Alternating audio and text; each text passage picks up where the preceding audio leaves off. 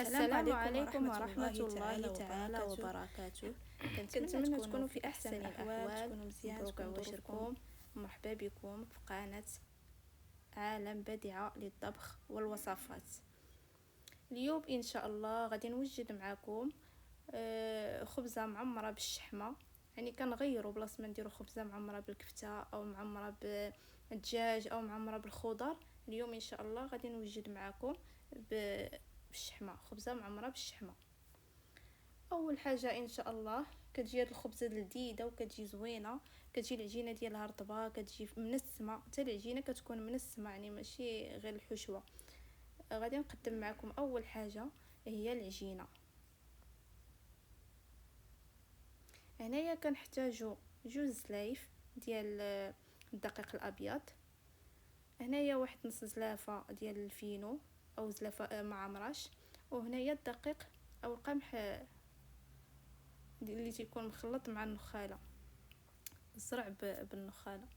يعني كنخلطوا كلشي وكنضيفوا ليه الملحه، الزعتر اختياري، والبزار والخميره. بالنسبه للزعتر هو اختياري، اللي ما كيبغيش ما يديروش، ولكن تيجي منسم، تيجي يعطي واحد المذاق زوين في العجينه. يعني ما كتجيش العجينه ديالنا كتجي بحال كما فيها والو، يعني ضروري خصنا ندير لها شويه ديال البزار وشويه ديال الزعتر باش تجينا منسمه. يعني منين تاكلي هذيك الخبزه تحسي بها راه كامله مزيانه. كيف ما ذكرت معكم، اول حاجه غادي ندير الخميره، غادي نديرها الوسط وغادي ندير فيها شويه ديال الماء نخليها تفعل، وغادي ناخذ انا داك الزعتر غادي نحكو، غادي نزيد شويه ديال الملحه، شويه ديال البزار، وتقدروا تضيفوا واحد المعلقه كبيره او 2 معالق ديال زيت الزيتون، يعني زيت البلديه تقدروا تضيفوها، كتزيد تتهشش لينا العجينه. بالنسبه للماء باش كنعجنو هو من الروبيني، ما كنديروش الماء دافي ولا الماء سخون، الماء يكون من الروبيني عادي. صافي كنحاول نخلط داكشي المكونات ونبدا نعجن شويه بشويه. يعني كيف ما ديما كنقول لكم، العجينه ما كنجريوهاش من الاول، يعني باش ما تغلبناش. صافي كنخليوها من الاول بشويه، كنزيدوا شويه الماء بشويه حتى صافي حتى كنحصلوا على العجين تكون زوينه، تكون متماسكه، وتنكونوا حنايا صافي حنا اللي غالبينها ماشي هي اللي تغلبنا.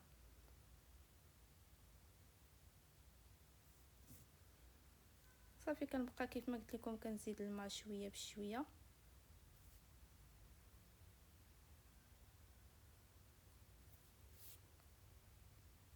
وكنبقى نحاول نجمع فيها.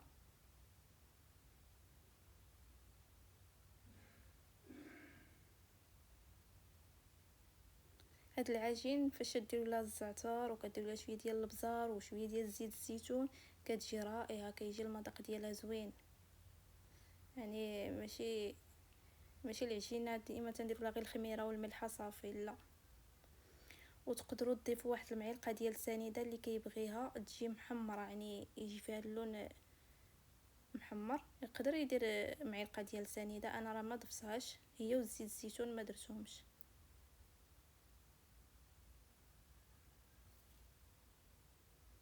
صافي كنبقى نحاول بحال هكا نجمعها شويه بشويه، وتنبقاو ندلكوها. دابا غادي نحيدها من القصعه باش نتحكم فيها وندلكها مزيان. كنحاول ندلكها بالكف ديالي وكندلكها مزيان حتى كتبدا تطرطق. صافي ملي كنسمعوها كتبدا تطرطق، وعني تتشوفوا العجينه راه ولات لينه، ولات صافي ولات مزيانه، غادي ديك الساعه غادي نخليوها تزيد ترتاح. وهي قد ما ارتاحت لينا العجينه قد ما كتجينا العجينه زوينه، تجينا لا في الخدمه وتا فاش كطيبوا هذه كتجينا رطبه. صافي هنايا من بعد ما دلكتها، انا راه دلكتها يعني من قبيله وانا كندلكها، شاركت معكم غير هذيك اللقطه.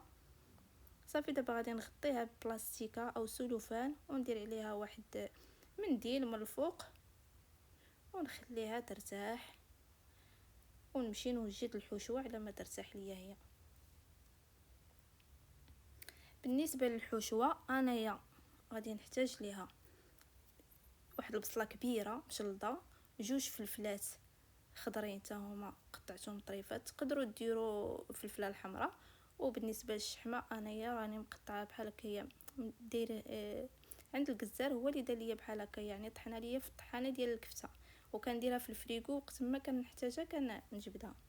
بالنسبه للتوابل عندي تحميره، عندي كمون، خرقوم، سكينجبير، بزار، الملحه والقزبور يابس مطحون، واحد المعلقه صغيره. عندي هنايا قزبرون معدنوس، وعندي الزيتون مقطع. بالنسبه للزيتون هو اخر حاجه، يعني حتى كنطفيو عليهم كاملين عاد كنزيدوه.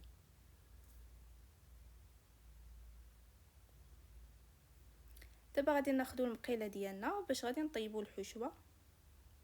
غادي نديروها في فوق البوطه شاعلين عليها، وغادي نضيفوا ليها شويه ديال الزيت المائده، يعني الزيت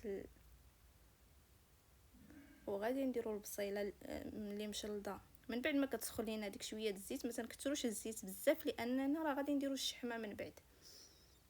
صافي، وكنضيف هذاك البصله الفلفله، وكنخليهم يتشحروا شويه مع داك الزويته، يعني شويه ديال الزيت، وكنخليهم حتى كيهبطوا، يعني حتى كتبغي تدخلهم هذيك الطيوبه. عاد كنزيد انايا الشحمه، ما كنديرش الشحمه دابا، الشحمه غادي نخليها من بعد. صافي نبقى نخلطهم هكا ونخليهم حتى تنزل ليا ديك البصله وديك الفلفله. يمكن لكم تضيفوا مثلا الفلفله حمراء حتى هي كتجي زوينه، يعني كيبقى اختيار ديالكم في الحشوه.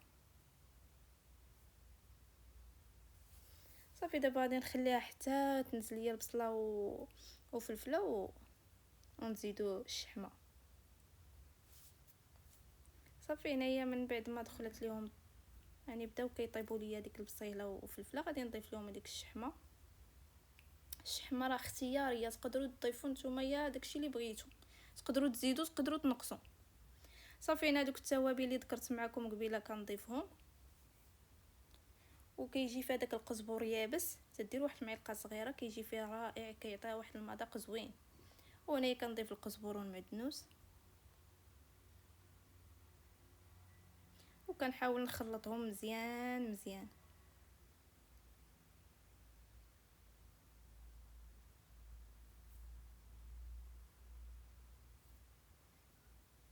وبالنسبه ليا انا غادي نضيف واحد المعلقه صغيره او نص معلقه ديال الهريسه، نسيت قبيله ما ذكرتها معكم. وتقدروا تزيدوا حتى السودانيه، بالنسبه للناس اللي كيبغيو الحار تقدروا تزيدوا السودانيه، وتقدروا تزيدوا الهريسه واحد المعلقه مثلا صغيره عامره. اللي كيبغيو الحار، انايا غير نسمت، يعني درت غير نص معلقه صغيره وصافي.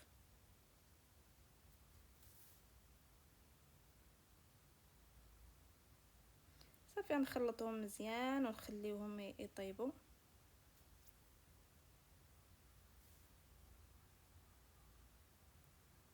يطيبوا ليا مزيان هذيك الساعه. في اخر حاجه غادي ندير كيف ما قلت لكم هي الزيتون، يعني من بعد ما كطيب ليا الحشوه مزيان كنطفي عليها وكنضيف ليها الزيتون.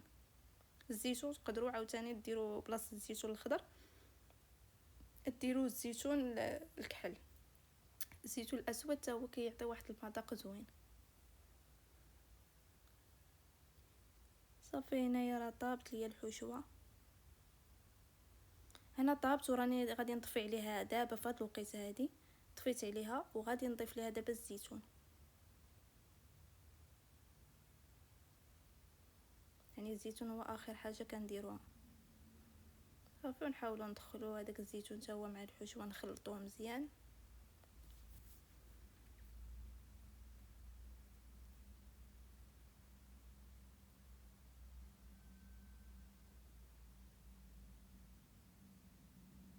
كتجي زوينه هاد الخبزه هادي بالشحمه، كتجي رائعه مع واحد البراد ديال اتاي، تجي يا سلام. صافي هنايا طابس، غادي نخليها حتى تبرد، حتى تبرد عاد غادي نخدم بها. هنايا من بعد ما ارتاحت ليا العجينه ديالي، شوفوا كيفاش كتجي. صافي خمرات وارتاحت ليا مزيان، قسمتها على نص، درتها جوج كويرات صغيورين او جوج، يعني قسمت هذيك العجين ديالي على نص. ودابا غادي نحاول نسرحها وغادي نوضعها في هذيك المقله الثقيله، تقدروا نتوما ديروها في اي مقلاة. صافي غنبقى ندلكها بحال هكايا. درت لها من تحت شويه ديال الفينو. بالنسبه للمقله انايا راه درت لها شويه ديال الزيت، يعني دهنتها بالزيت ورشيتها بشويه ديال الفينو. كيف ما كتلاحظوا في هذيك العجينه كيبقى يبان لينا داك الزعتر.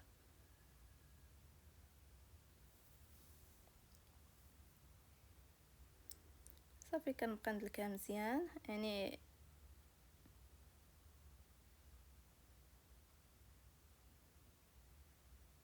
العجينه كتجينا ساهله، حنا كنلعبوا بها، كنديروا نشكلوها كيف ما بغينا، نهزوها ما كتقطع ما والو، ما كتجيش قاصحه، كتجي هشيشه رطبه زوينه.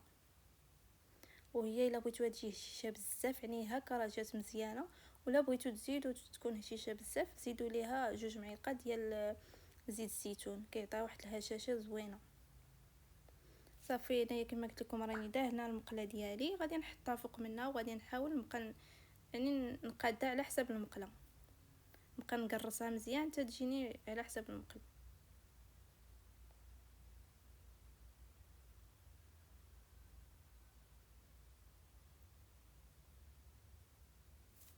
يعني كنقادها نشكلها مزيان.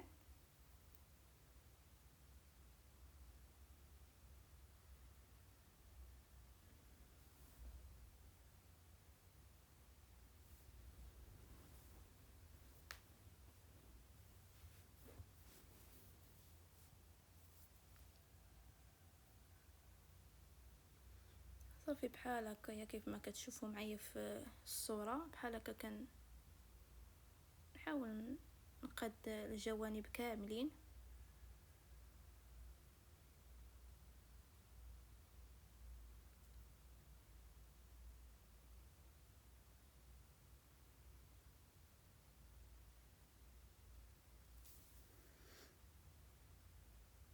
وبالنسبه للحشوه ضروري خاصها تكون بارده، يعني راه بردات لينا الحشوه عادي يمكن لينا نخدموها، لان الا درنا الحشوه درناها وهي سخونه غادي تقطع لينا العجين، يعني هاد العجينه هادي غادي تقطع لينا، ومن الاحسن نخليوها حتى كتبرد مزيان، هذيك الساعه كنضيفوها.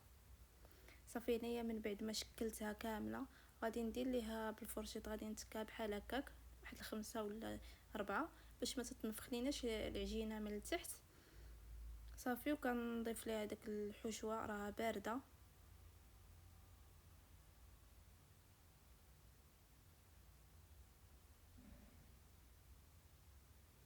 كنضيفها صافي وكنحاول نبقى نوزعها كامله على دوك الجوانب في الوسط عليها كامله.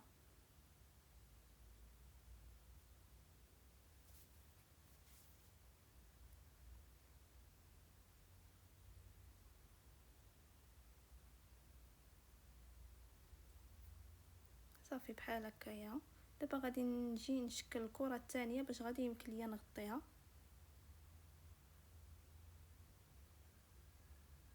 صافي راني شكلتها يعني باش ما يزيدش يطول عليا الفيديو، شكلتها صافي كرستها بالمدلك مزيان، دلكتها ودرتها بحال هكايا من الفوق، وغادي نحاول نجمع الجوانب، تنهز العجينه من التحت وكنديرها من الفوق، يعني كندخل العجينه الفوقانيه التحتانيه كنحاول نهزها فوق العجينه الفوقانيه.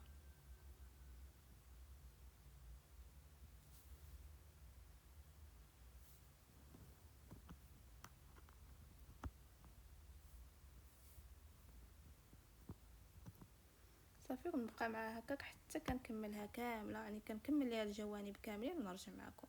صافي هنايا من بعد ما شكلتها يعني كملت ليها دوك الجوانب كاملين جمعتهم، غادي نتكها بالفرشيط، يعني بالفرشيطه غادي ندير لها واحد 5 أو 4 وكنقادها مزيان.